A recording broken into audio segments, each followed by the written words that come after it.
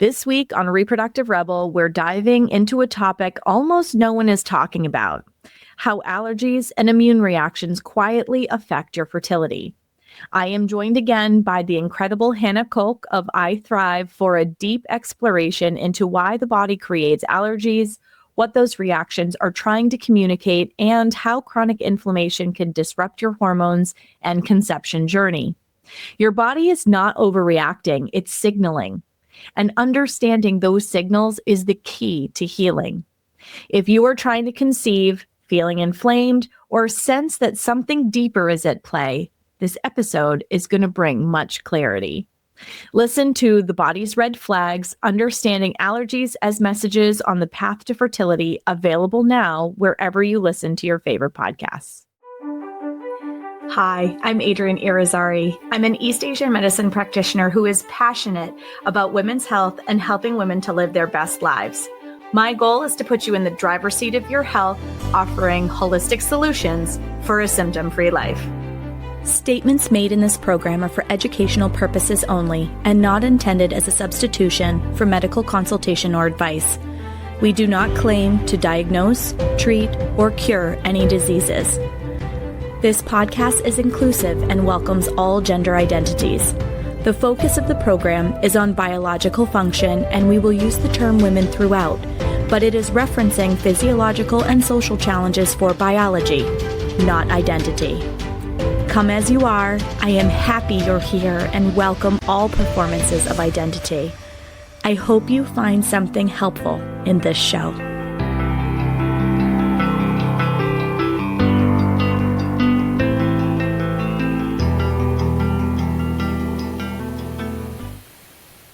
Welcome back to another episode of the Reproductive Rebel podcast. I am once again joined by Hanna Kok. Welcome to the show, Hanna. Well, thank you, Adrienne, for having me. It's wonderful being back. So if you missed episode 9 of season 5, please go back and listen to that episode, because Hanna and I talk about how she got into the incredible work that she's doing, what her I Thrive program is all about, and how grudges can be a really big barrier to hormonal health and your overall body functioning. So make sure you go back and listen to that episode if you haven't listened to it already, or review it, because Hanna is a wealth of information. And one of the reasons I wanted to have Hanna back is she made a really interesting connection in our pre-recording call about fertility and allergies. And I was like, ooh, this is a good one. I think people need to hear this. So I'm going to have you just do a little brief introduction of yourself, Hanna, for anybody who is new to listening with this episode, of who you are and what you do, and we'll dive right in. Hey, thank you. So my name is Hanna Kok. My surname means cook, just in case you're wondering or had a little sniggle when you heard my surname. So it means cook. So nothing exciting there. But the thing is, I'm from the Netherlands originally, and then I have been living in Southern Africa for over 14 years. So that's why my accent is quite a mixture of different things. And I am a trained biology and chemistry teacher, but I've been working with kinesiology I qualified in 94. So that is how many years? 31 years ago, somewhere there. And I also since then qualified as an allergy practitioner and a medical intuitive. And during my allergy training, what was interesting, we had a section on fertility, and it actually was a miracle that people fall pregnant. There are so many things that can go wrong that it is a miracle that people actually fall pregnant, as I said. And people don't realize how allergies play a role in the different phases. Did you know you could be allergic to a person? Have you ever heard? I don't think other people knew that. Yeah. And how do you know you're allergic to something? So in my allergy training, when we talk about allergy, it's when you have an overreaction of any shape or form, then we call it an allergy. I know in the medical world, then it is if you have a certain way the cell responds, or if the body responds in a different way, then you have an allergy or a sensitivity or a what. If you have an overreaction, to keep things simple, we call it an allergy. Now, have you noticed with some people, no matter what you say, you just can't stand them. You're just like, then you know you're allergic to them. And the sad part is, it's often somebody we share a home with. He can be a spouse. You know how many people are allergic to their spouse. But how it works is, you need to understand how an allergy is formed. An allergy is formed when you've had a bad experience with something. Mm-hmm. And then anybody who was in that, or anything that was in that space while you had that trauma, your body will associate it with that trauma. It becomes a track to that trauma and reminds you of that trauma. So either it can be the spouse that did something really horrible, like I've done to my husband, poor guy. I have really put him through hell sometimes and probably caused him some allergies towards me. But you know, somebody can say something really horrible and it deeply hurts you. Then your body goes like, okay, well, this is hurtful. I must stay away from this person. And that's how then the allergy is formed. And then we have to retrain the body and the mind that this person is actually safe. So the first thing is you can be allergic to the husband.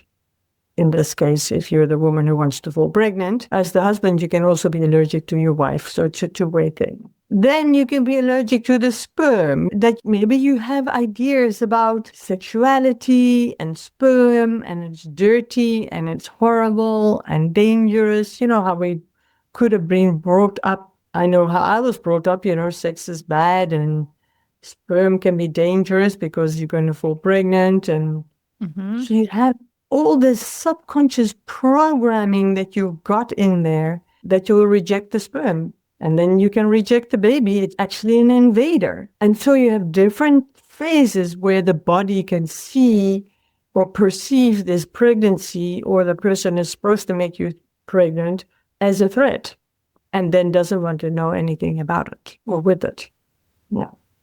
That makes a lot of sense to me. And I think there's probably people listening going, wow, I had never thought about it quite like that. And I want to take it a step further and talk about egg wisdom and the fact that the egg, so there's this misconception, and it's perpetuated by a lot of men, unfortunately, that it's the strongest swimmer that gets to the egg, right? Like there's ejaculate, and then there's this visual, right? That's created through movies and all kinds of other things, that the sperm swim as fast as they possibly can to the egg, and the strongest one that gets there first wins.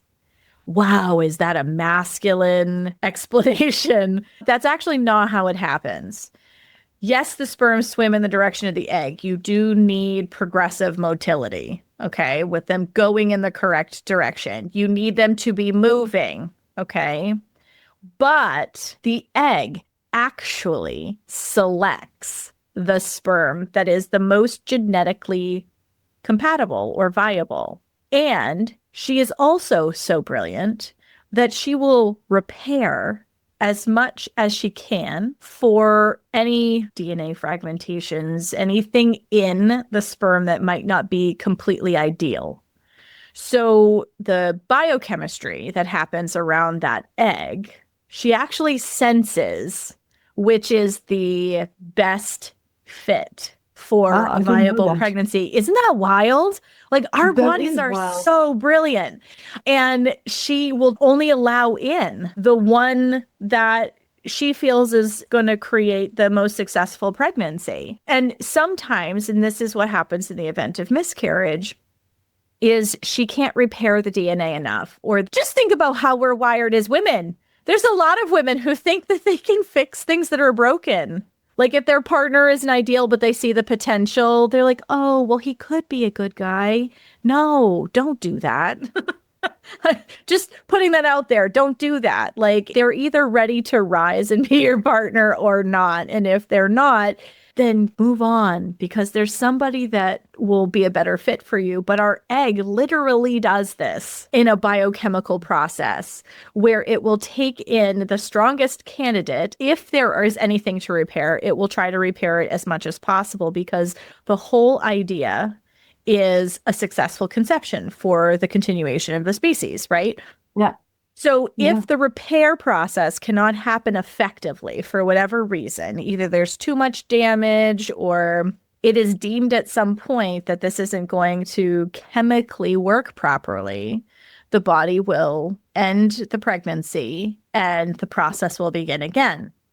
So a lot of times women think that there's something quote unquote wrong with them. And that's not it at all. Mm-mm. Often, miscarriage, depending on the stats that you look at, sometimes I've seen stats that say 50%, sometimes I see stats that say 70%, but somewhere between 50 and 70% of miscarriages, depending on whose numbers you're looking at, come from the male sperm. So, getting back to what you were saying about being allergic to your partner, your body has this knowing on a chemical level whether somebody is a good fit for you for the propagation of the species, right? Because we are evolutionarily wired to mate with whoever is going to give the most viable offspring. Now, when we throw birth control and things in on top of all of that, we have obliterated our body's ability to smell,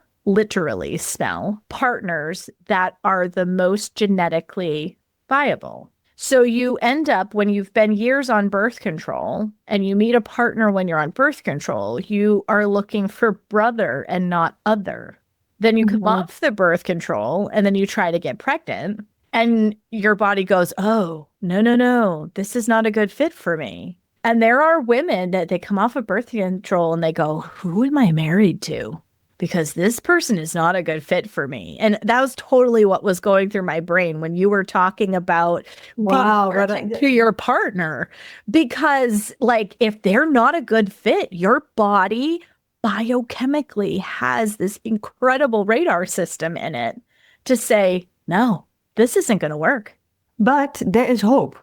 Yes, there is. But to throw another picture in is that, remember in our previous episode, we spoke about this mirror thing. You know, our external world is a reflection of the internal world.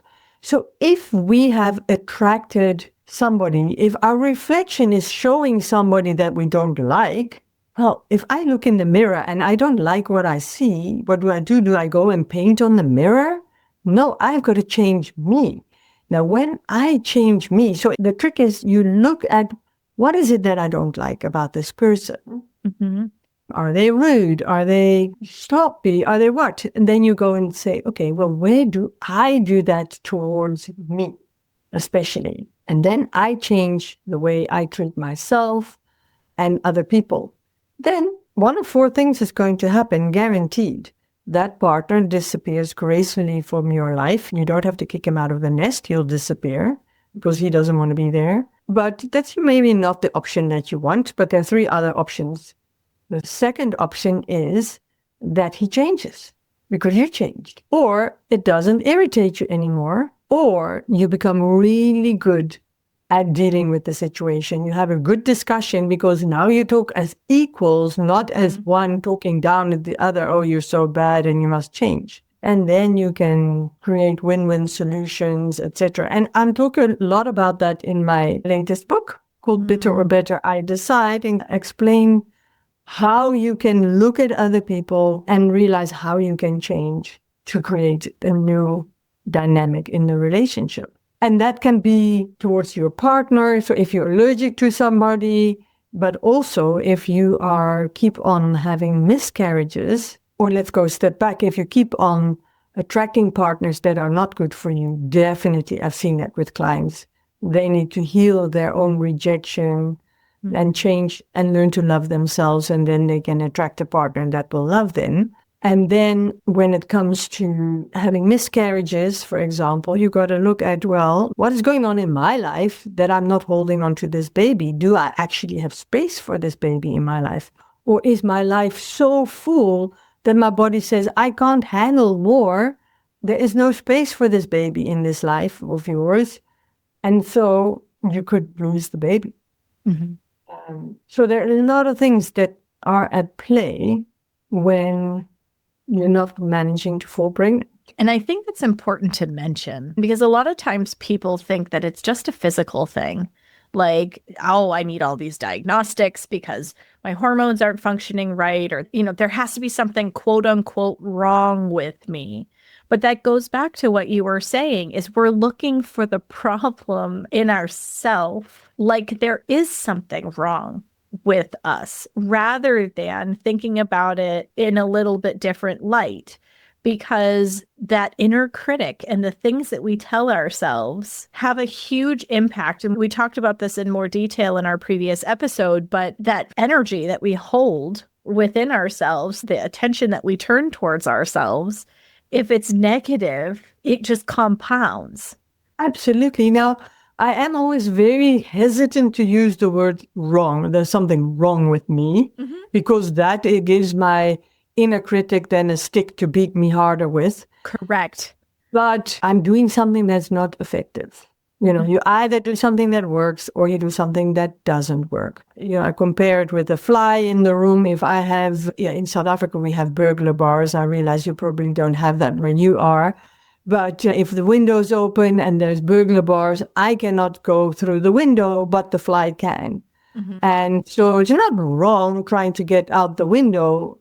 It's just what works. For me as a person, it doesn't work, but for the fly, it does. The same is with our life. Are we doing things that work for us, or are we doing things that are not working for us?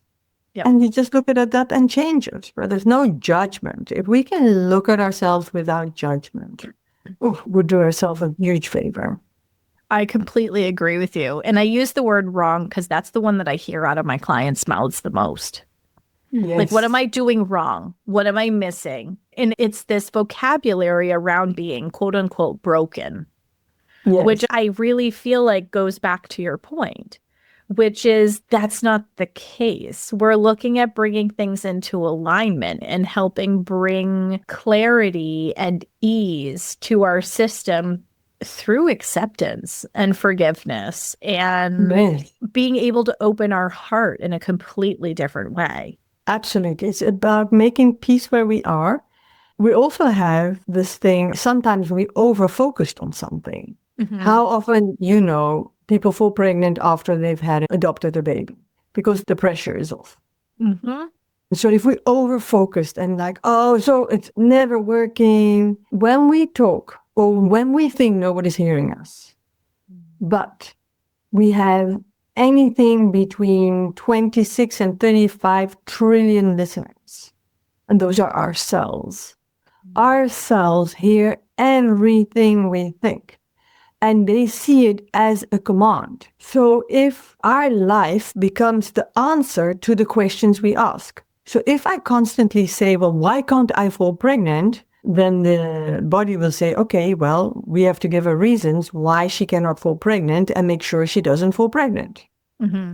But if we start saying, well, why do I fall pregnant? Or why am I happy anyway? Or why? You want to ask why questions that give you the results that you want. Because our life becomes living answer of the questions we ask. And we often focus on what's not working instead of focusing what we want to see. Yes, and what I is love working. that. I have a colleague who will start appointments by saying, so what's going well for you this week? Because a lot of times people go into her office and go, oh, my shoulder hurts, or I'm not sleeping well, or this isn't happening, or that isn't happening, right? And she opens the appointment with, so what's going well for you? And I love that she does that. And it always stuck with me because it was such a change of frame going into an office where a chiropractor is going to make an adjustment or several adjustments to your body so that it can function optimally. I said this on another podcast with a colleague of mine that your symptoms in your body is your body's way of lovingly trying to communicate with you. Yes. And often the symptom starts in a gentle way because your body is not your enemy. Your body is just trying to use the only language that it has to communicate with you.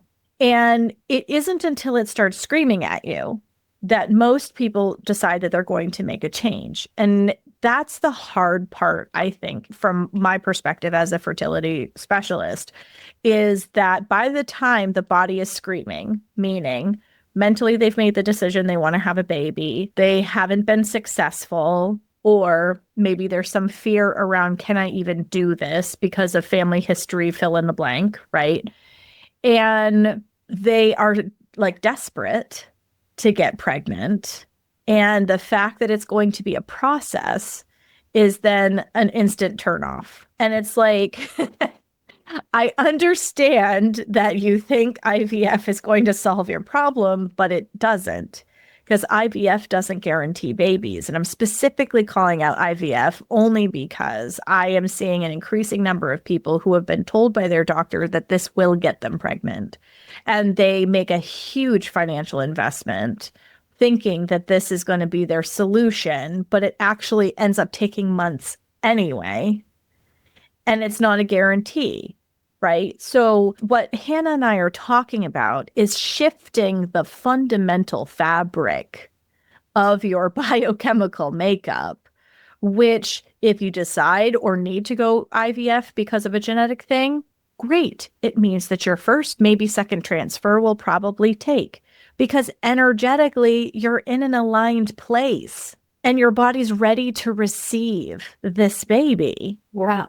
You know, it totally changes the trajectory of your fertility journey when your body is being told that it's successful rather than a failure. Because like Hanna said, it's a self-fulfilling prophecy, right? Like if you say, oh, I'm afraid that this transfer is going to fail, most of the time it does, at least in my clinical experience. Absolutely. And the whole thing is, we not only have the allergies towards our partner and all of that, we have so many other allergies as well. Now, the allergy symptoms, and so infertility can be one of those symptoms, are just the tip of the iceberg. Mm-hmm. We've got a whole lot of stress under the surface.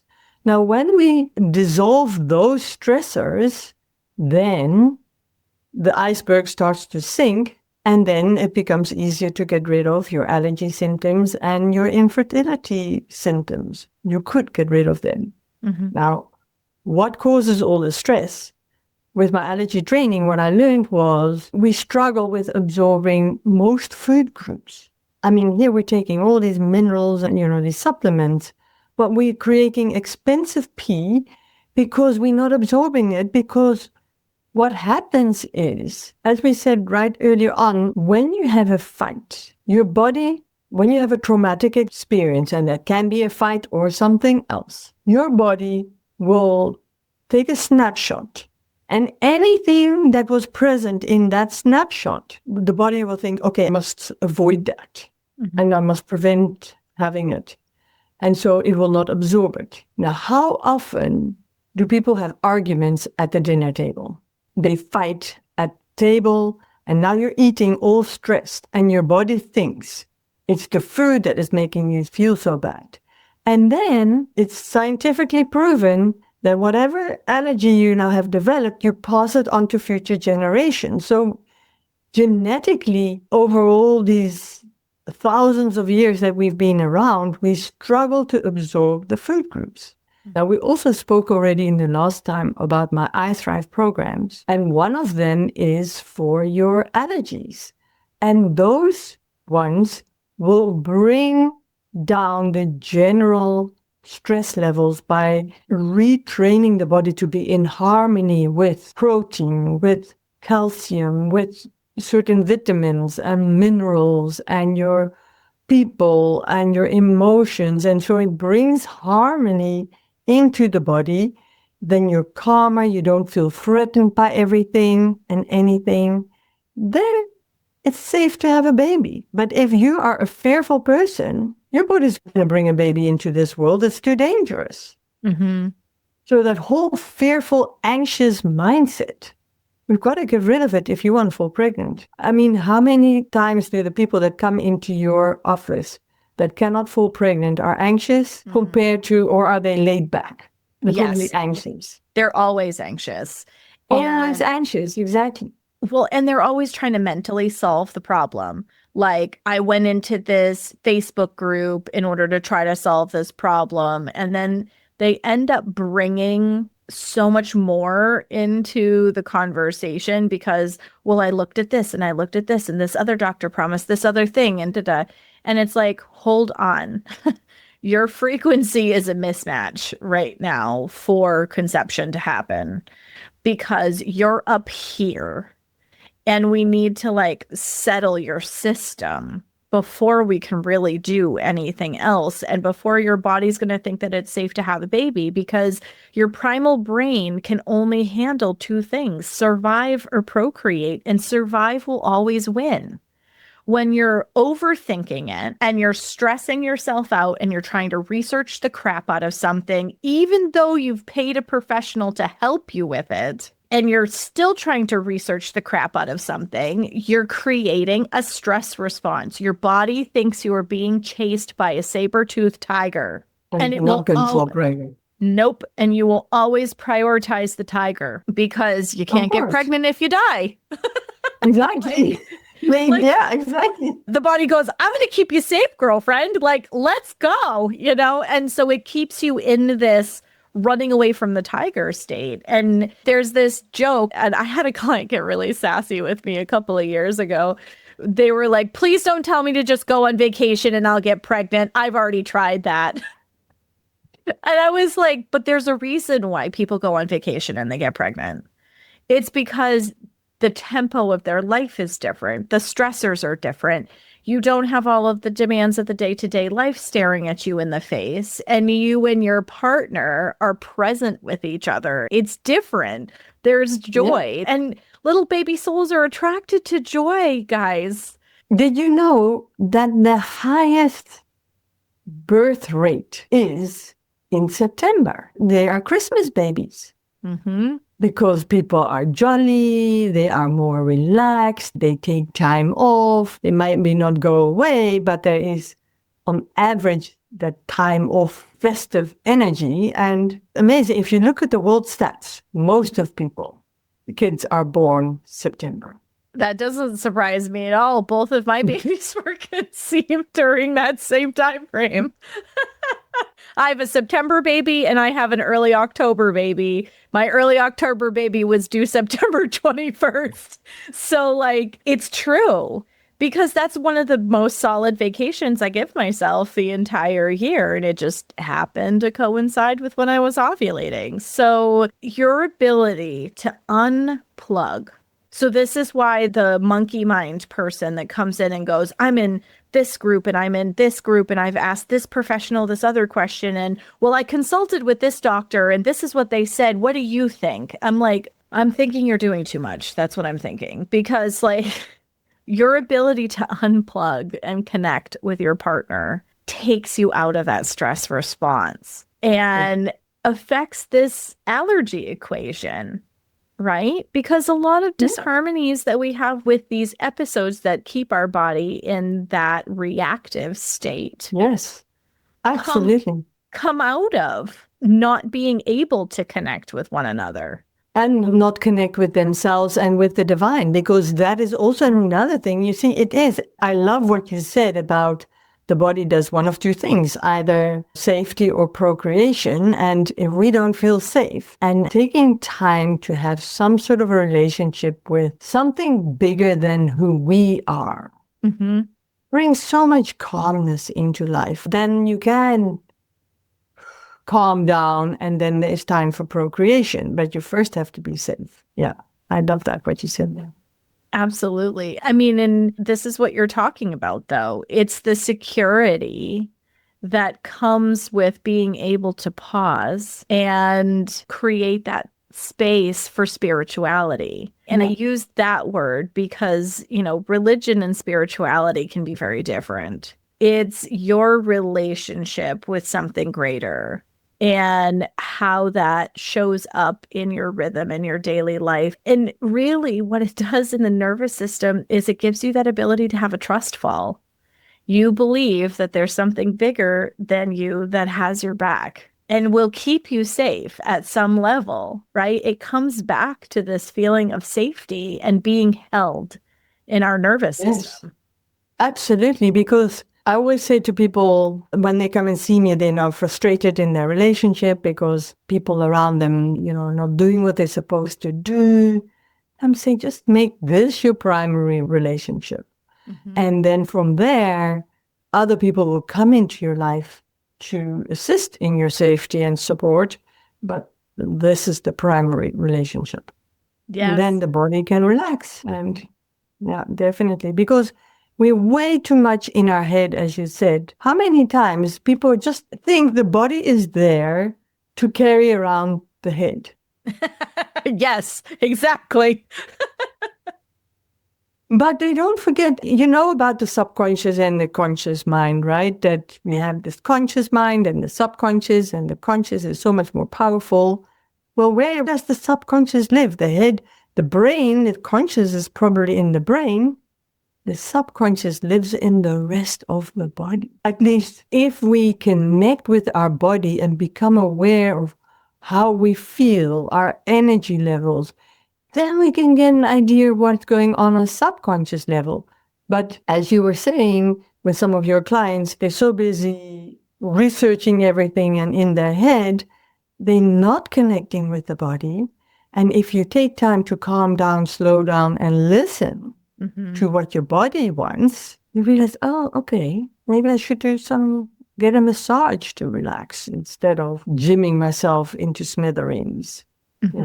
Well, and I want to take this a step further too, for people who are like 35 and older who are listening to this, because I find that the majority of the people that I work with for fertility are 35 and older, because that's where people start to panic.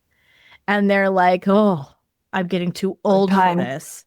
Yes, my biological clock is gonging at me because I'm running out of time. And that's a misnomer. I just want to put that out there. It's a misnomer. It really is the health of your body, the alignment of your body. I got pregnant with my son at 39. Natural conception, no IVF, no drugs, no nothing.